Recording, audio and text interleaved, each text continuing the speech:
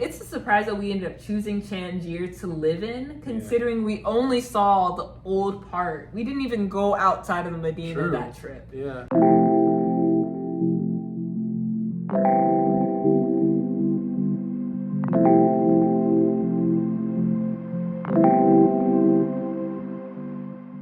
I'm Kai. And I'm Koyo. And you're watching Life with the Lyles.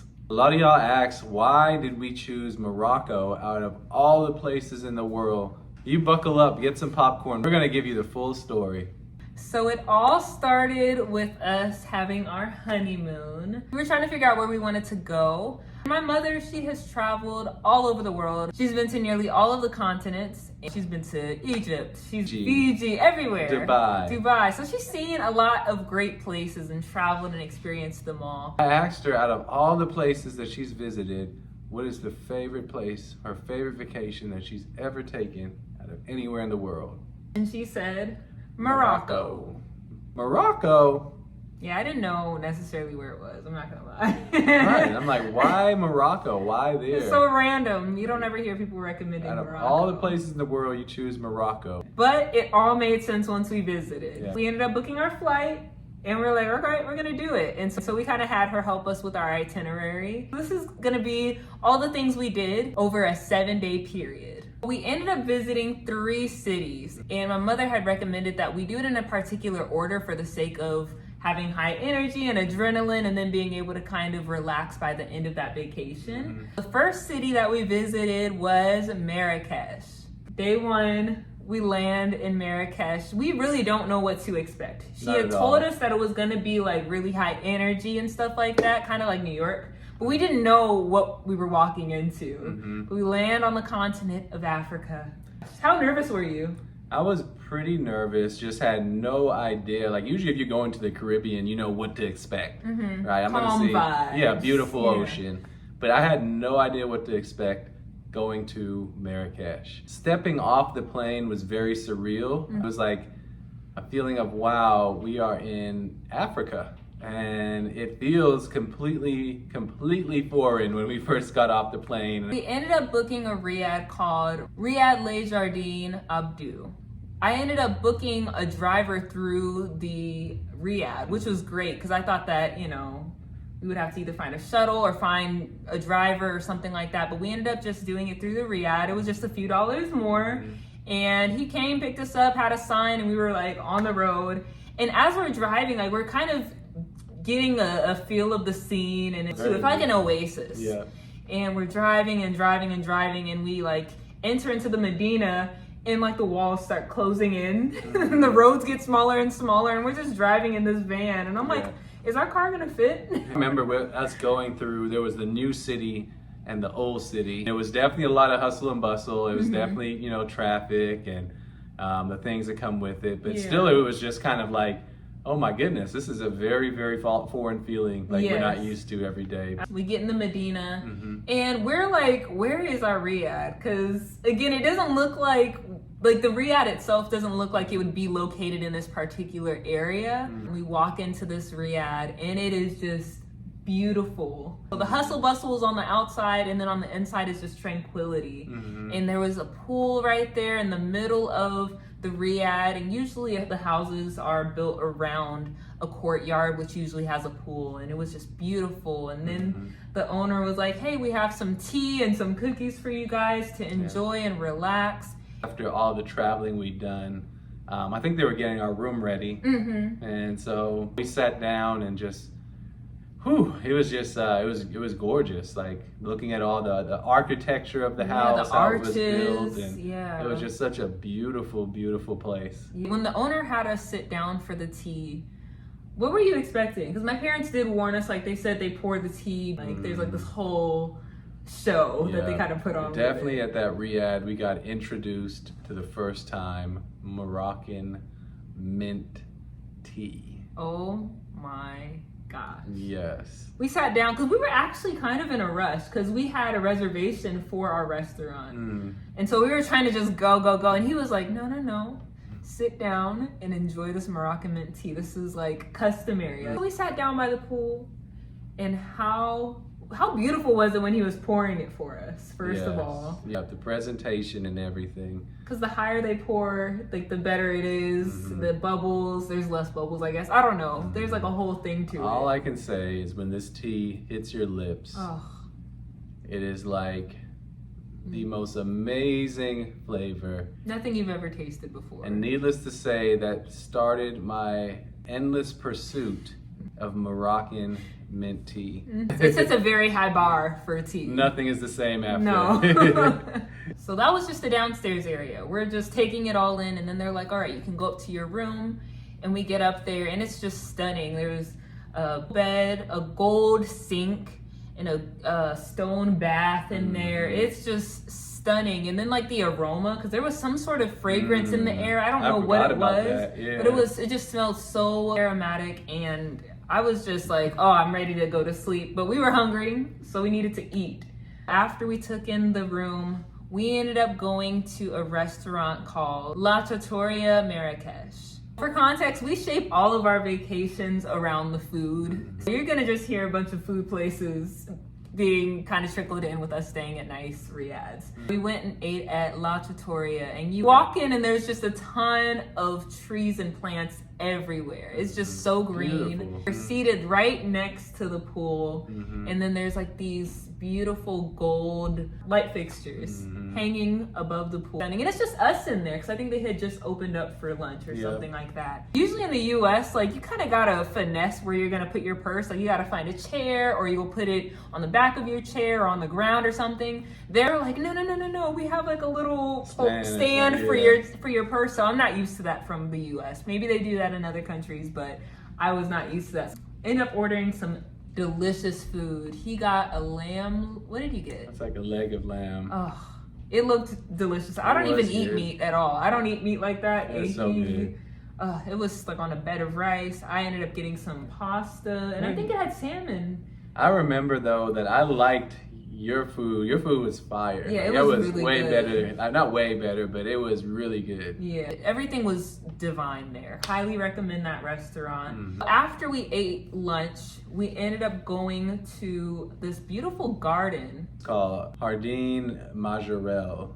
You walk into this garden, and again, you know, you're gonna probably hear this word a lot, but it was beautiful. Like, I venture to say one of the most beautiful gardens, if not the most beautiful garden that I've ever been in. It was made up by a lot of different artists, but the most famous was Saint Laurent. But you really got an idea and a feel for Moroccan artistry, Moroccan architecture. I mean, it's really intricate in the amount and the design, attention they pay to detail in the design. Yeah. And it has so much color. Yeah. It's a very Instagrammable place. Yeah. Like we saw yeah. lots of younger people in there. That was probably the most young people that I had seen that were like True. foreign, that were all in one place just trying to get good pictures. We were there around sunset too. So Yeah. like the lighting was just beautiful. Oh, it's a must see though. You cannot miss it if you go to Marrakesh. After the garden, our next stop was Lamida. Before we can talk about the restaurant, we have to talk about our experience finding the restaurant. So I remember on this trip, we didn't necessarily want to use data, you know, overseas, because, you know, we'll come back to an $800 or $900 phone bill. We're very adamant about not cutting on our phone data. So we pulled up the map on the GPS, and, you know, me being the navigator of the family, I was like, hey, it looks like we're close, so we're just gonna walk over there. Didn't work out that way. We ended up walking, I guess, the opposite direction of where we were supposed to go. So she's like, I'm tired, can we get a taxi? So I finally cave, and it's just like, fine, all right, let's get a taxi. We called our first taxi in Marrakesh and told him where it was. And he kept circling. He would go somewhere, then he would stop, and then he would leave, go into another location, stop. I'm like, is the taxi driver lost? And he finally pulled up to a place, and he's like, hey, this is as close as I can get. And I'm like, hold on, we're not even anywhere close to our restaurant. You want us to like get out here and, you know, we paid you to go to the restaurant. I was like, okay, is he trying to like get over on us? And not only that, he stopped and he told some people that were waiting there, he's like, hey, can you show them where this restaurant is? And then again, this is just my US experience and mind talking. I was like, okay, something isn't right. We're getting set up. That's what it felt like. Yeah. It was like sunset at this point, so Yeah. it's getting pretty dark, and we don't know the area. We don't really know Moroccan people that well yet. Yeah. And so we're nervous. We're like, wait, is he setting us up to have to pay somebody else? I was on Weird. very high alert. Yeah. This person was like, yeah, follow me. We started following them, and I realized that this restaurant was in the heart of the Medina. The Medina is the old part of Marrakesh. So me being paranoid, I was like, no, I'm not following this guy. I think he's gonna, try whatever. He's gonna take us to an alley. I don't know. We just were very on high alert as Americans. We lost them, right? We had to go through it. We took a turn down an alley just to lose him. And I remember one of the things that they said, a great thing to do is to get lost in the Medina. Well, we didn't plan on getting lost in the Medina that day, but we got lost in the Medina for sure. Long story short, we ended up finding our way to this restaurant. So we walk in, and initially you're on the first floor, and they're like, oh yeah, it's upstairs. And so we're walking up these very narrow stairs. So we're getting up there, we're like, where are we going? Are we in the right place or not? Then we get up there and we immediately see this stunning view of Marrakesh. It's beautiful. And again, this is at sunset. So we caught it at the perfect time. It's just filled with so many people, locals and tourists alike. And we're just kind of, looking at the food on the tables while we're walking to our seats. Looked so good. And it looked delicious. Oh my goodness. And as we're sitting there, we're just looking out on how beautiful the Medina is and seeing all these other rooftop restaurants in the area. The food comes out. I must have got lamb again. I loved it. It was so delicious. And then I got a fish tagine, and we got couscous, and it was so good. Oh my god, that was my first time ever having a tagine, and I really good. Loved it. And I don't try foods. I'm super picky, y'all. Her food tasted better than mine again. That fish tangine, I think it was like a monkfish. Yeah, but it was delicious. Oh my goodness. Chef's kiss. Yeah. It was just such a great way to start our first day in Marrakesh. After dinner ends, we get back to our Riad, and everybody is just sitting out by the pool. All of the people, all the guests, even some of the family of the people that own the Riad were just sitting out by the pool. Everybody was drinking mint tea and enjoying those almond cookies. And we just had the best time. Everybody was just communicating with each other, just being present. It was really, really nice to experience something like that. We ended up even going on the rooftop that they had in the home and just looking out on the city. And you could still hear the hustle and bustle happening outside of the house, but it was just so calm up there. Just very, very tranquil. It was a great way to end our first day in Morocco. Day 2 in Marrakesh, we're still at the Riad. And so most Riads, they serve you breakfast. They had us go downstairs, and within their living room area, they had breakfast served for all the guests. The windows were just wide open, the doors were open, and you could just look out into the pool and just see how calm it was in the courtyard area. And they laid out all these pastries and breads and teas, jams and honey, everything, and juice. Oh my gosh, the fresh squeezed orange juice. We were just chilling, enjoying ourselves, kind of moving slow that day. We didn't necessarily have a ton of plan going into that particular day, so we were just kind of walking around the Medina, seeing what was going on. Obviously, they're selling a lot of different merchandise. Our first adventure of the day was going to Nomad. We ended up going to this rooftop restaurant also in the Medina. It was actually not far from Lamida. We could kind of see it from the viewpoint. You get upstairs, and it feels a little bit more tropical in essence. It had cute little hats for you to take pictures in. What did you order? Do you remember? Lamb chops. He loves lamb. I think I ended up getting fish. I got sea bass. Was it sea bass there? Okay, that was where it was. So I got sea bass, and it was so good. Oh my goodness. It didn't cost much either. That was also we were still trying to get a feel of how much things cost in Morocco. Super inexpensive. And then we ended up saying, you know what, let's go to a museum/restaurant called Dar El Bacha. If you are somebody that has been doing any research on Marrakesh, you have possibly seen plenty of Instagram videos or YouTube shorts on this place because it is just so aesthetically pleasing. Like we said, it is a museum as well as a restaurant. So while you are waiting to get into this restaurant, you're usually gonna walk around their little garden area. We did not realize how long of a wait it was gonna be. So I think they said it was an hour plus when we got there, because we were thinking we were just gonna be in and out.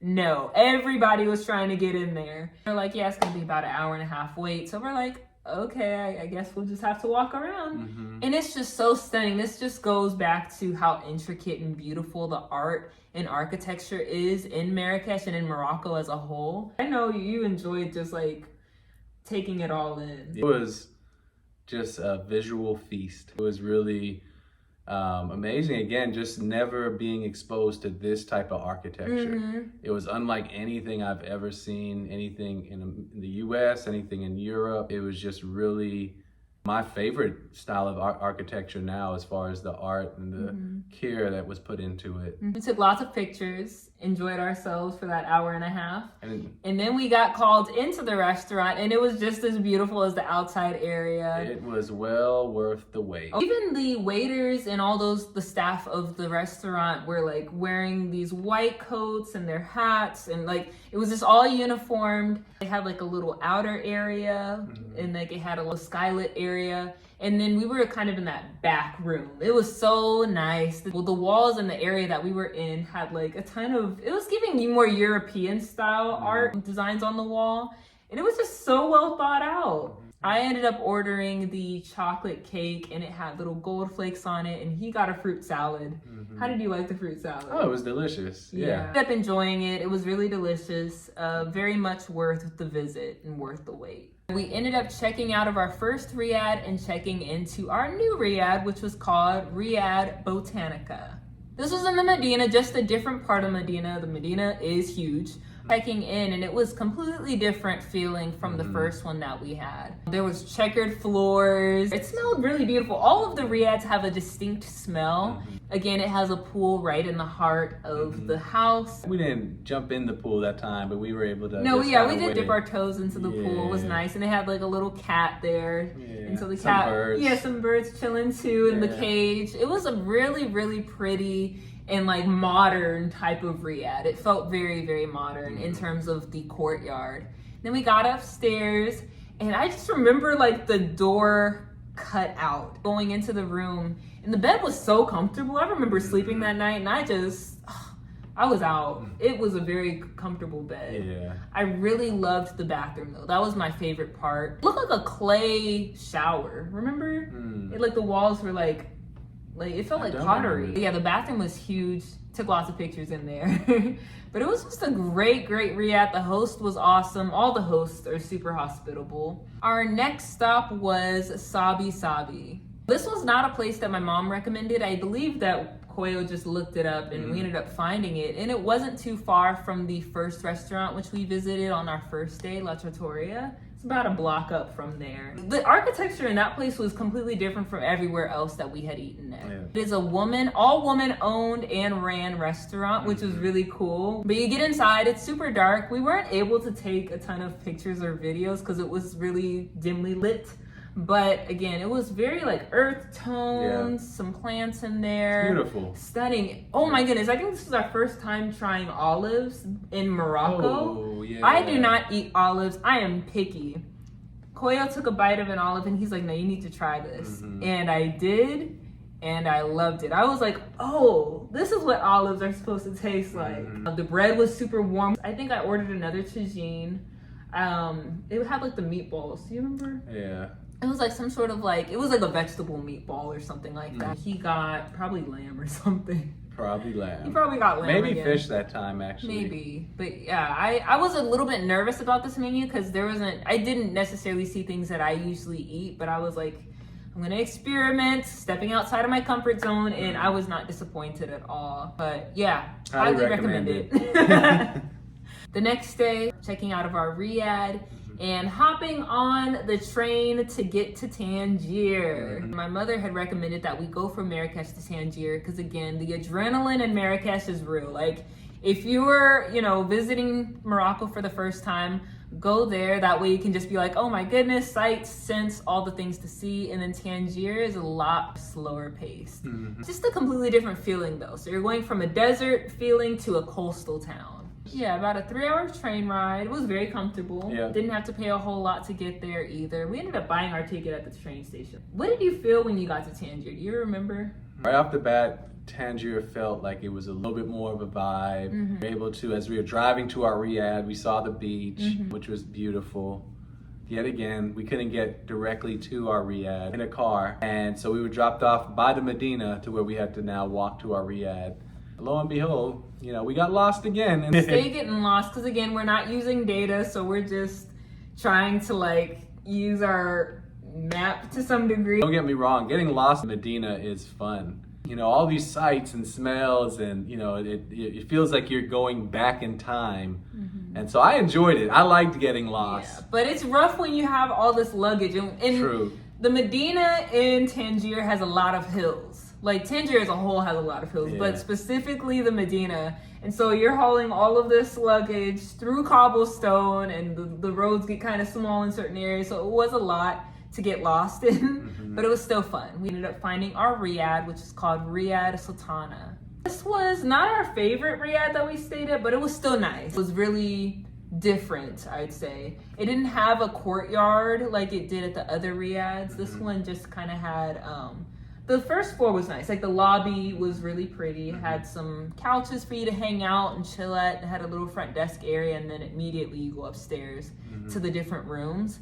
They had like this little, I don't know what to call it, like a cove within the house where you could kind of sit on this little couch. It felt very Moroccan, the way that they designed it. I don't think we took a ton of pictures in the room or got a video of it, but yeah, it was cozy. Yeah. I did enjoy the breakfast though. That was my favorite thing. Rooftop, yeah. I think that was the best breakfast out of all the Riads. It had a full spread. It felt like they just kept bringing out food constantly. Again, really, really good orange juice, really good mint tea. Yeah. After checking into our Riad, we went to a restaurant that Koyo ended up researching. Like I said, I am a very picky eater, so I was very nervous about this place. But he was like, we should go. It has, you know, it's a local spot. He said Anthony Bourdain had gone there, which, if you don't know who Anthony Bourdain is, look him up. He's a travel legend, but he eats a lot of weird things. Yeah.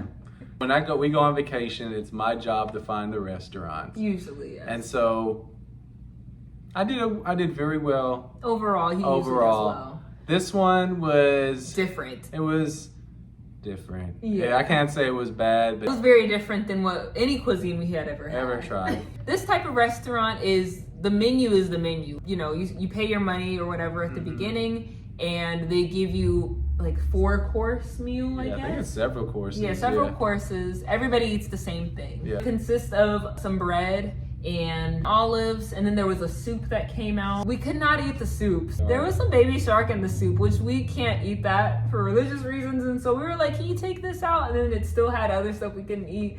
We still tried to take a few sips. It was good, yeah. Yeah, it was interesting. They brought out this drink. Koyo didn't like it, but I enjoyed it surprisingly. It was a raisin juice, but it kind of was giving prune juice vibes, which he does not like. I enjoyed it. I didn't think it was that bad. The main part was John Dory. Oh, yeah. John Dory was my first time having it. It was a big fish. Watermelon for dessert. Didn't love it, but we did it, you know. That night, we ended up going to El Morocco Club. I enjoyed this place. We ended up just getting some Italian food. It was delicious. Yeah. We ended up going to this spot like 2 or 3 times, actually. Yeah, it was so good. We went a few times. Yeah, I just remember that pina colada. Ooh. Delicious. The dessert was good too. It was like some chocolate lava cake thing. I forgot about that. We came back for the dessert. Yeah. It was really, really delicious. Highly recommend that place. It's in the Medina. It's in like a central area in the Medina. Next day, we ended up driving to Chefchaouen. Chefchaouen. We hopped on the bus to Chefchaouen, and it was about a 3-hour drive or so. It was a turnaround trip. I believe we stayed for about 4 hours, got to do some sightseeing. We enjoyed it. It was his favorite city to visit. We ended up getting dropped off at the bus station, so you do have to either walk up this large hill to get to the main touristy areas where it's like the actual blue city, or you could be like us and we took a taxi. And we're now in the blue city. So when you Google Chefchaouen, this is the area that they are showing you. Is this stunning blue city. Beautiful. We ended up going to all the little Instagrammable areas. It is as blue as the pictures portray. There's tons of stairs. We did not have an itinerary for this part of the trip. We should have. We winged it. Yeah, we definitely winged it. So we didn't really know where to eat at. We did end up finding a restaurant that we ended up going to twice Yeah. because we enjoyed their pina coladas a whole lot. And their food was good too. We got breakfast there. Yeah, the scenery was amazing. Yeah, it was. Chefchaouen, out of all 3 cities, was my favorite, honestly. Yeah, for me personally, I really, really like Chefchaouen. We get back to Tangier and we're really tired, but we knew we needed to eat, so we ended up going to our last restaurant, which was called Kebdani. Yeah. Again, in the heart of the Medina. It's a surprise that we ended up choosing Tangier to live in, considering we only saw the old part. We didn't even go outside of the Medina that trip. Yeah. But we really, really loved it, surprisingly. So yeah, ate up Kebdani, and I got fish and had some vegetables and the tea, mint tea. Yeah. Ugh, loved it. It's a super small restaurant, but it was packed. It had a lot of locals in there, some tourists in there too. And I'll let you guess what I got. Lamb. But yeah, the food was really, really good. We enjoyed ourselves. We got dessert, like it was like a lemon tart or something. Yeah, you got the dessert. He was so full, but he's like, I need to try this lemon tart. And he stuffed his face. You enjoyed it. Yeah. It was a really nice restaurant. It was super casual. It was a great way to close out our time in Tangier. Our time in Morocco. Yeah. But yeah, that was pretty much what made us fall in love with the country as a whole. And we ended up choosing Tangier to live, and it will be our soon-to-be home. That concludes this week's episode of Life with the Lyles. We hope that you guys enjoyed our story on how we ended up falling in love with Morocco enough to move. Make sure that you like, comment, and subscribe. We're trying to get to 1,000. We are so close. I think at this point we are at 967 subscribers, so we're so close. Help us get there. Help us get to our goal before we move back to Morocco. We'll be moving in less than 10 days by the time this is posted. It happened so quick. The next video you see, we will be in our home, Morocco. In the meantime, if you have been to Morocco, why don't you drop in the comments some of the things that you enjoyed, and maybe in our next video we can go and visit those places and give our thoughts on how we enjoyed visiting. Peace.